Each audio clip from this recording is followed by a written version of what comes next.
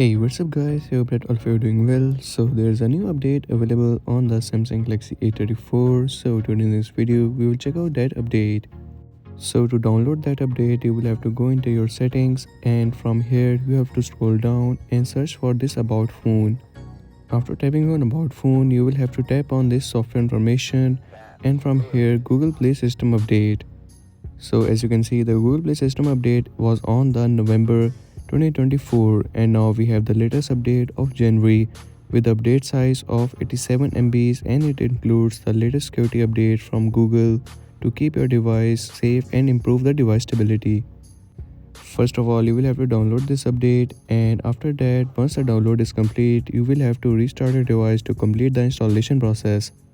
Also, this installation process will take a while, so make sure to install this update when your device is completely free, as you will be unable to use your device during the installation process. So make sure to install this update when your device is completely free, and once done, your device will automatically restart. And now when you will search for the new update in the Google Play System update, you will get to see that your device is now up to date with the latest Google Play System update of 1st January 2025.